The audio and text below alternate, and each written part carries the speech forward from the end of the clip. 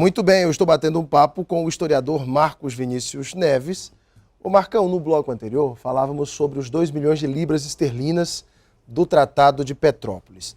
Bolivianos reclamam que até hoje nunca receberam aquele dinheiro. Não receberam mesmo? O governo brasileiro diz que sim, né? Quem disse que não foi um historiador. Ele não era bem historiador, ele era... Além da construção da Med Maria. Da Med Maria, da Ferrovia Madeira Mamoré. Na verdade, o Brasil era tido, até hoje ainda é um pouco, tem essa imagem na América Latina, como o país imperialista da América Latina. Assim como nós vemos os Estados Unidos da América como um país imperialista, os outros países da América Latina veem o Brasil como imperialista desse continente. E o Brasil realmente se comportou com... um viés capitalista. Tentando tirar o máximo de vantagens. Barão do Rio Branco teve muito trabalho com esse tratado, porque realmente não havia, no histórico dos tratados de limites internacionais aqui da América, nenhum precedente para que o Brasil ficasse com Acre. Uhum. Então, tanto que o Barão do Rio Branco não aceitou a intermediação de outros países, que também é comum na diplomacia. Ele sumiu com o mapa, que era o mapa da linha verde, durante as negociações do tratado. Ele deslocou tropas para o Acre e para Mato Grosso. Nessa tropa de Mato Grosso dizem até que estava o jovem Getúlio Vargas, que depois viria a ser presidente do Brasil. Como quem avisa a Bolívia, olha, se vocês invadirem o Acre, a gente não só defende o Acre com o exército, como invade a Bolívia pelo Mato Grosso. Detalhe, até então o Brasil não tinha se colocado em defesa da Amazônia. Quem defendeu a Amazônia foi Plácido e os seringueiros. Foram. O governo brasileiro nada fez. Nada. O presidente Rodrigues Alves, ele assumiu a questão do Acre e botou o Barão do Rio Branco na negociação por pressão da opinião pública. E para evitar o desdobramento do conflito. Porque claro. a vitória em Puerto Alonso tinha sido uma vitória muito sangrenta. Muito sangrenta e estabelecia uma condição de não recuo mais para os brasileiros. E os bolivianos já também, que o presidente era o General Pando. General Pando. Já queria um contra-ataque. O General Pando chegou no Tauamano, logo depois da vitória de Porto Acre, e o Plácido Castro desceu para o Tauamano com os exércitos, e eles já estavam frente a frente, prontos para entrar em combate. Seria outro banho de sangue. Ia ser o maior combate, então, de todos. Já eram 2.000 homens do lado brasileiro e mais de 10.000 do lado boliviano, fala-se aí, né? Fala-se, é muito controverso esses números. Enfim, e aí chega o modus vivendi, estabelecido pelo Barão do Rio Branco, para que cessasse o conflito armado até que se chegasse à negociação. Então, o Brasil anexou cerca de 190 mil quilômetros quadrados, cedeu para a Bolívia cerca de 1.600 quilômetros em terras alagadas do Mato Grosso, ou seja, a lagoa onde a linha de fronteiriça passava no meio da lagoa passou a ser na margem de cá. Deram metade da lagoa para a Bolívia. Para a Bolívia. Um pântano que não tinha ninguém passou para a Bolívia. Inclusive, Rui Barbosa foi contra o Tratado de Petrópolis, ferozmente contra, por conta dessa cessão de territórios. Mas era 1.600 quilômetros, contra de 190 mil quilômetros, povoados, ocupados e muito ricos. E a ferrovia Madeira Mamoré, a expectativa dos bolivianos é que a ferrovia fosse construída do lado de lá do rio. A ferrovia era para ser deles, para que eles pudessem escoar toda a produção de borracha deles pelo rio Madeira, passando pelas cachoeiras através da ferrovia. Você falou... E o Brasil construiu do lado de cá. Construiu do lado de cá. Óbvio. Claro, muito amigos, não? Muito amigo. Muito amigos.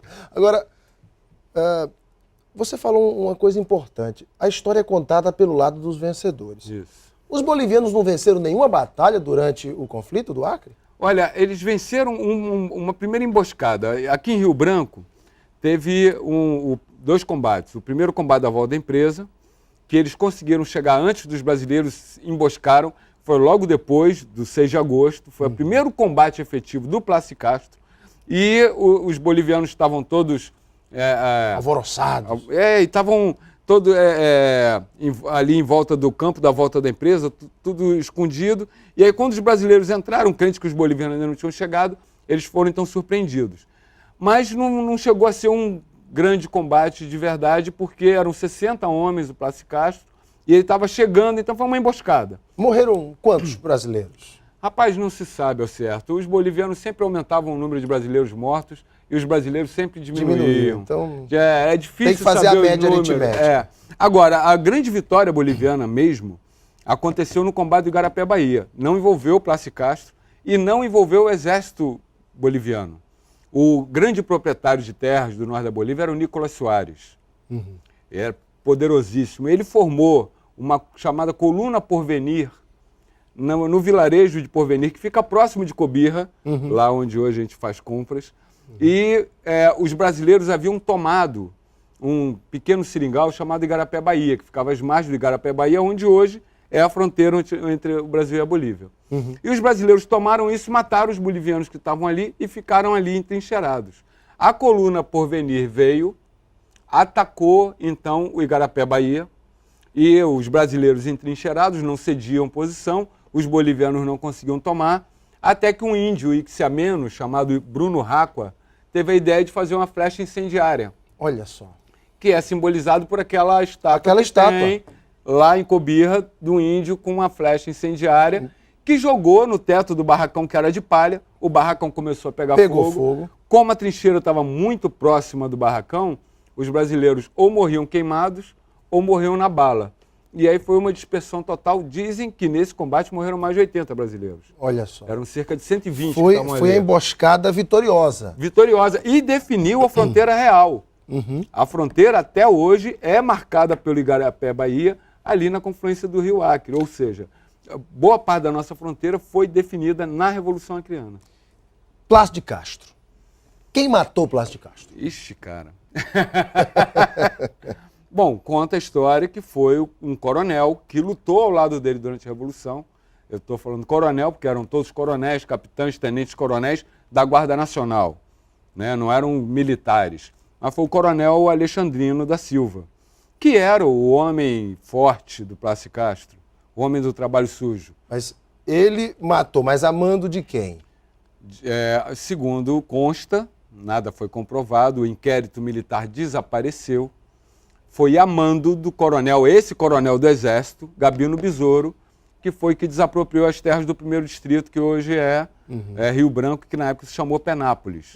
Então, o prefeito departamental do Alto Acre, coronel Gabino Besouro, coronel do Exército da Arma de Engenharia, teria se desentendido com Plácio Castro e mandado o Alexandrino José da Silva matar o Plácio.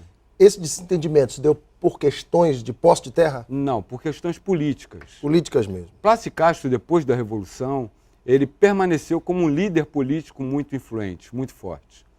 Tanto assim que ele assume a prefeitura do Alto Acre em 1906, 1907, em circunstâncias pouco definidas. Quem era para assumir a prefeitura do Alto Acre era o João Rola, dono do Riozinho do Rola, do Seringal Benfica, que depois vem a ser o primeiro prefeito de Rio Branco. Mas no lugar do João Rola, assume a prefeitura departamental Plácio Castro, que fica quase um ano não nomeado pelo governo federal e que faz um relatório desancando todo mundo que veio antes dele. Assim como o relatório do Gabino Besouro também fala mal do Plácio Castro.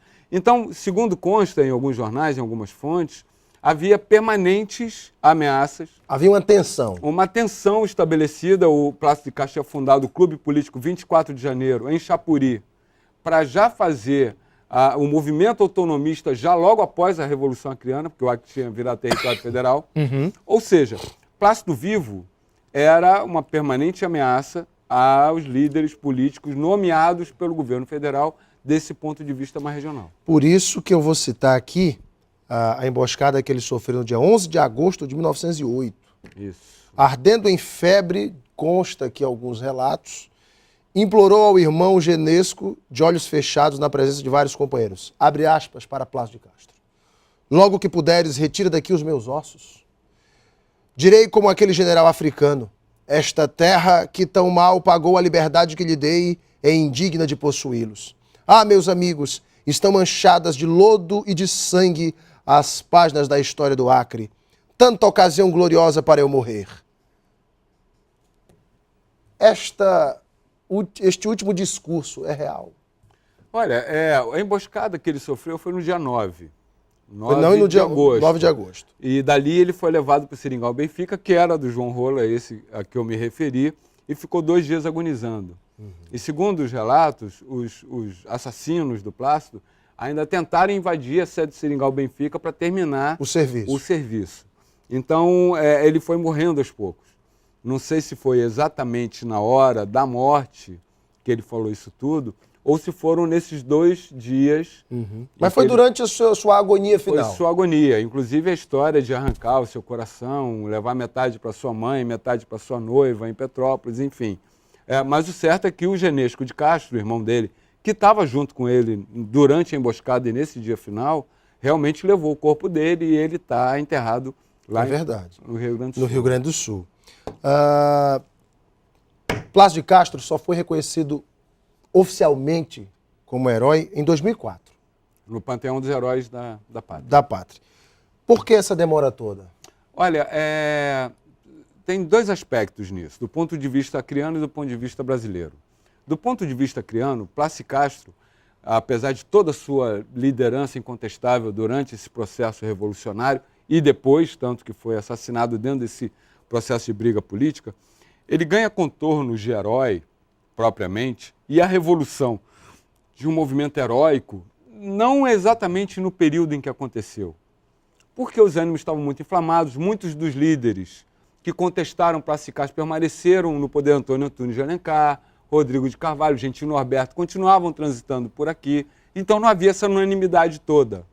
Mas nos anos 20, quando o Acre entrou em decadência, quando acabou a riqueza da borracha, os seringais começaram a se despovoar, nós vamos ficar aqui para quê? Nós viemos para cá pela borracha, pela fortuna da borracha. Mas as pessoas tinham criado raízes aqui, tinham se fixado aqui, tinham criado amor a essa terra. E aí começaram, então, a contar essa história da Revolução com esse caráter épico, heróico, sabe? E aí muita gente começou a chamar o Plácido de Castro de o pai do Acre, chamar o Acre de Placilândia, a terra conquistada pelo Plácido Castro. E aí é que ele começa a ganhar contornos de herói. E aí, nos anos 30, com a publicação do livro do Genesco de Castro e depois do Cláudio Araújo Lima, isso vai se consolidando a imagem do herói, né, libertador do Acre, assim ele foi chamado. Do ponto de vista do governo brasileiro, ele era contestável por conta de todas essas questões políticas que aconteceram. Para a gente finalizar, Marcão, a gente sabe que o nosso querido bairro 6 de Agosto, que tem o nome dessa data importante, faz as suas comemorações, né? Todo ano. Hoje teve muita festa no bairro 6 de Agosto, na rua 6 de Agosto, inclusive. Bem, mas a história conta que o 6 de Agosto, o fato, aconteceu em Chapuri. Foi. Por que o bairro 6 de Agosto toma posse dessa história? Na verdade, ali no 2º Distrito, onde hoje é a cabeceira da Ponte Metálica, havia uma praça, que se chamou primeiro Praça Plácido Castro, depois Praça Municipal e, por último, Praça Arthur Bernardes. Ela mudou de nome 3 vezes. E dessa praça, que era o centro de Rio Branco, da Vila Rio Branco, que era só no 2º Distrito, não era... O primeiro distrito não existia. Saíam 4 ruas. Uma rua, que é a Rua da Gameleira, chamava Rua 17 de Novembro. A outra rua que vai por trás da 17 de novembro... 17 de novembro, data do Tratado de Petrópolis. Tratado de Petrópolis. É a Rua 24 de Janeiro, que até hoje é... Da Vitória em Porto Alonso. Exatamente, a Rua da Tentame, da Maria Angélica e da casa da professora Florentina. A outra rua que saía para o outro lado, Rua 6 de Agosto. Data da tomada da intendência. E a outra rua, que era a continuação da Rua do Comércio, Rua 17 de Novembro, só que por lado de lá, Rua 1º de Maio, que era a data da insurreição do Zé Carvalho. Então, as 4 ruas do 2º Distrito que saíam da Praça Plácido Castro tinham datas relacionadas à Revolução Acreana. Maravilha, gente. Pena que o nosso tempo é curto para tantas coisas pitorescas, tantas histórias que a história não conta. É sempre bom bater um papo com o historiador Marcos Vinícius Neves. Pensa num papo gostoso? Marcão, obrigado. Viu? É um prazer, Alan. Estou sempre à disposição quando quiser. Parabéns pelo trabalho do livro que conta a história dos 100 anos da Prefeitura de Rio Branco, um trabalho seu com o prefeito Marcos Alexandre e o apoio do senador Jorge Viana. Foi muito legal, foi muito trabalho. São 100 anos da Prefeitura Municipal, 99 prefeitos. Marcos Alexandre, 99º prefeito. Quase que ele foi o centésimo. Quase, né? Só 8 eleitos. Dei a ideia para ele tirar uma licença, dar posse ao vereador Roger, e aí depois de um tempo ele volta. Já é centésimo. Legal. Gente, daqui a pouco a gente volta para a sequência do nosso Gazeta Entrevista. Até já.